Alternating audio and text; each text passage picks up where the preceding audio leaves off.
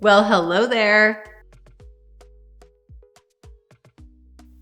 Welcome back, people, and a huge welcome to my Thrival Trad.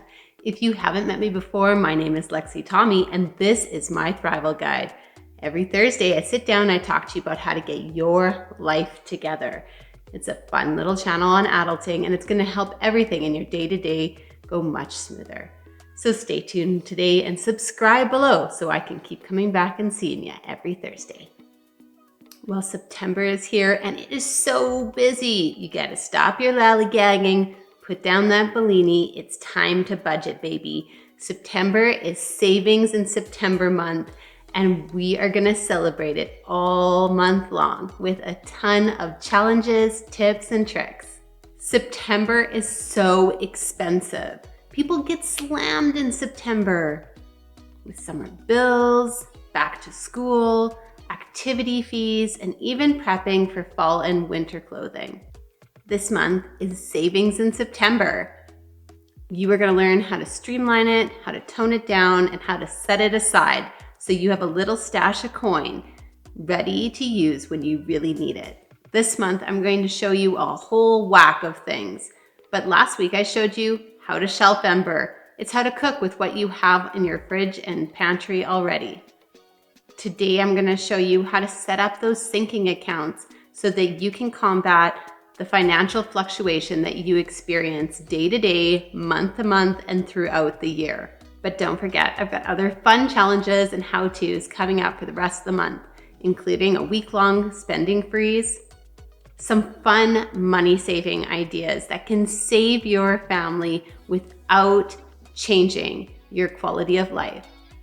And once we have a little coin all stored up from the challenges and the spending freezes and allocating money differently, we're going to invest a little of it into our fall and winter bulk freezer meal prep, because your meals are already all made, ready to go, cutting that grocery bill down to size and making sure that you are saving every month instead of just in September. So for today's video, we are going to talk about the spending freeze. First, I'm going to give you some information on what a spending freeze actually is. A spending freeze is where you don't spend money for a certain period of time. I know some people that have taken it on for a month, and I have seen some people take it on for a year. We are going to take it simple this round, and we are only going to try 1 week, 7 measly days. You can do this. I first learned about the idea of a spending freeze when I was watching YouTube a few years back. I hit up Jordan Page, and her information is awesome. Her YouTube channel is full of fun tips and tricks, and she has systems for everything. Well, if you know me, you know I love systems. So it was right up my alley to see exactly what she was doing. The spending freeze was a new idea though, something that I hadn't seen before. It's kind of white knuckling, but only for a week. And you're doing it with a purpose. This month is really an excellent month to be doing a spending freeze because shelf-ember has already started. So your groceries are going to be minimized anyway. You're already trying to use up what you have from your fridge and pantry to make your meals this month. So your grocery bill is reduced. The rest of the things like gas, okay, if you need gas to get to work, go ahead. That's no problem. But the frivolous stuff, the stuff you think that you need, it can all wait. Okay, so I want to take a second to address the panic here. I can feel it. I can feel you panicking. It's okay. You can do this. And I want to let you know, I'm not some money martyr. I'm really not. I completely understand that feeling of panic and the feeling that you're unprepared, you're not planned out for this. And the sound of it at first, like I have to say, it sounded completely restricting to me. It was not something I wanted to do, definitely not wanted to do willingly or as a challenge or for fun. But once I did it, I realized at the end, like I was okay. I actually felt like I was proud of myself and that I was more financially or with money relationship in control than I had ever been before. I didn't feel restricted. I felt empowered, especially once the 7 days were up.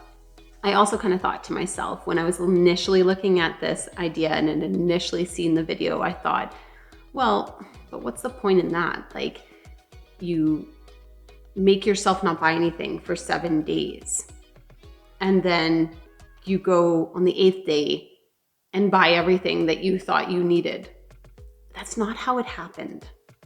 What I found was I restricted myself from buying for 7 days, and just like leaving something sit in my Amazon account or coming back to the save for later Amazon side of the cart, I come back 7 days later, 2 weeks later, a month later, and realize, I don't really need it. I don't want it. It happened. So I kind of found that like I actually kind of liked it. I enjoyed the process. I felt empowered and proud of myself. And now I do it more than 1 week a year because I found that it has morphed into something totally different for me. It has become a way for me to not feel restricted, but actually feel completely in control. I started out feeling like, how can this even happen? How can I go 7 days without spending when I feel like I spend at least a little something every day, whether it's a coffee or I have to go out and pick up like pizza for supper or a grocery item, or I ran out of nail polish. Those things are not immediate. Those things can wait. And remember, the cooking is no problem because you still have your $30 budget. You just prep for it after the 7 days is done.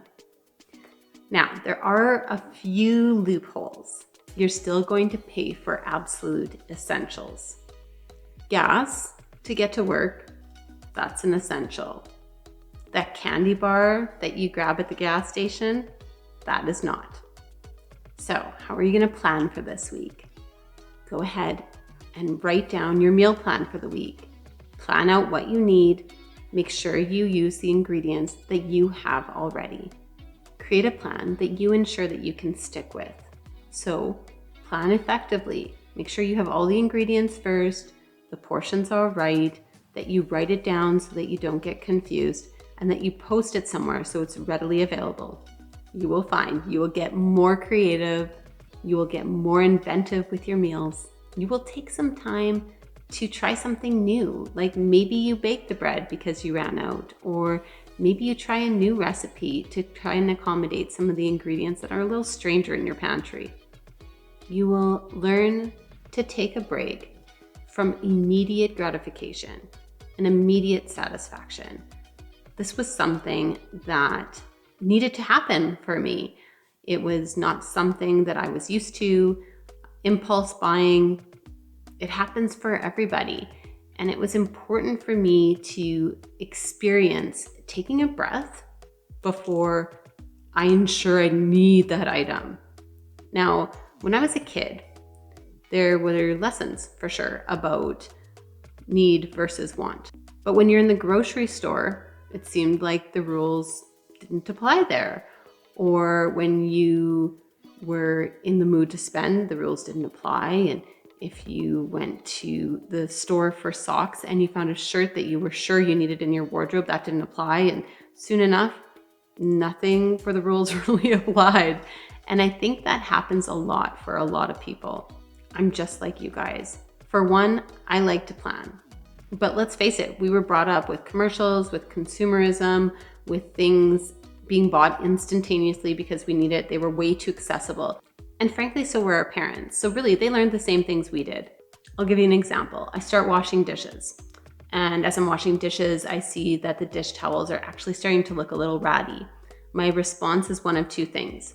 I will write down on the grocery list to pick up new cloths, or I will instantly look them up on Amazon because that's how our society works now.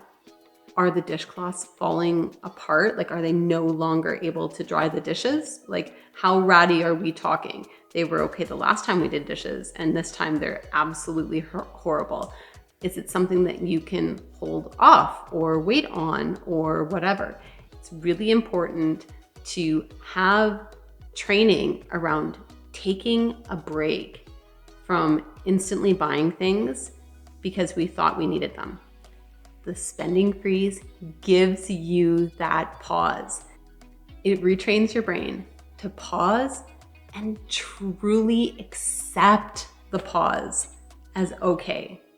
In that pause, though, the benefit comes that you save money that you can allocate other places. You are not frantically buying everything you could possibly need ahead of time. You are not adding everything to the cart that you possibly needed and then buying all of the regular stuff you needed as well. You are pausing. Nothing for 7 days. And I promise it's gonna be all right.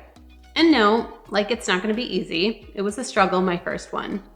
Shopping in our generation is completely habitual, but it's not something to be ashamed of. It's something to do something about. And the messaging that we get from the people around us is really confusing. Let's say I went shopping for a purse. And it was awesome. Okay, so you watched a bunch of Marie Kondo episodes and it's talking about sparking joy. That purse sparked joy, so then you buy it. And you bring it home and your husband rolls his eyes and he's like, oh my God, did you really need that?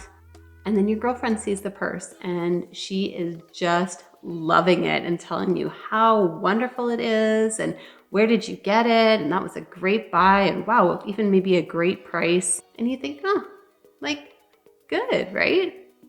It was fresh and new and maybe even stylish.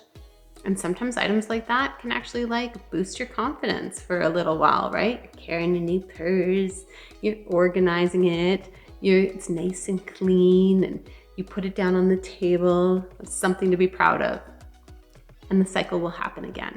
With regular spending freezes, you'll find that your tendency to buy the purse or even look at the purse as something worth buying in the future changes because your identity changes along with it. Because all of a sudden, other things mean more. Or at least that's been my experience. My priorities changed. I really enjoyed watching my fun account, my family fun account grow and knowing that I was stashing away money that I was saving to then have experiences with my family rather than that purse. Your priorities can just change sometimes. Before I go into the rules of this spending freeze, I want you to go to your accounts. You have to take a look at them, but I want you to take a look at them and calculate. But I want you to take a look and I want you to calculate the amount of money that you spent on groceries and non-essentials last month. Heck, do it for the last 3 months and come up with an average if last month was really heavy. Whatever your number, no judgment, that's your number. Just get the number and divide it by 4 weeks. Okay, so let's say that last month you spent $1,600 on groceries and non-essential items. Now that could be the soccer socks I always seem to mention. I don't even know why I mention those all the time. So that could be new paint for the front door. That could be craft supplies that your daughter wanted. That could be a new t-shirt that you bought for your son, even though he has 14 of them. $1,600 on non-essentials and groceries is not that far off.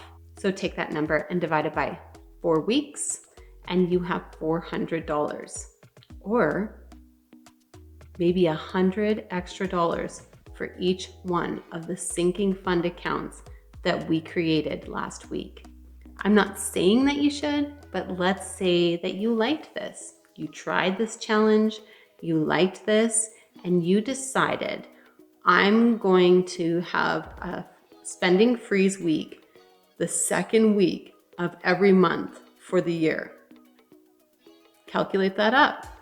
$400 times 12 months, $4,800 you would have to spread amongst Maybe that pays for activities for the year for the kids.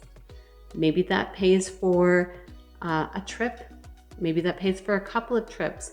Maybe that pays for Christmas and birthdays and all of the events and a trip. Think about it. $4,800 can go a long ways for minimal effort.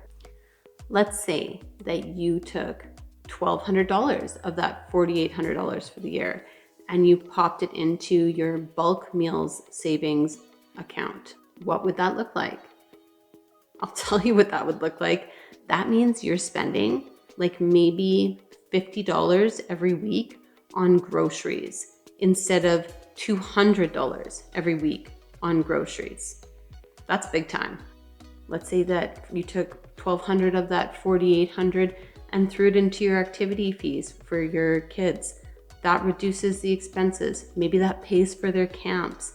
Maybe that pays for 2 sports that they're doing, and you get the month to accumulate more of that savings into that account. $1,200 towards your celebrations account. What is that, like Christmas? Like Christmas paid for?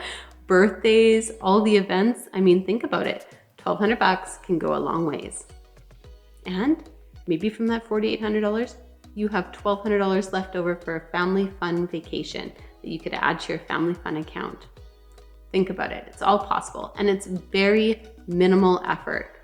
One spending freeze week a month could get you there. How stabilizing would $4,800 in the course of a year be to so many people? This could stabilize you. This could get you out of debt. Is this maybe just the super simple option you needed? So I'm gonna let you know the simple rules of this upcoming spending freeze week. Number 1, it lasts for 7 days. You gotta commit. Number 2, no prepping unless it's something like baby formula that you desperately need for the week. Number 3, you can't go cold turkey if you're entering stores, so don't go to any stores this week. It's gonna make it harder.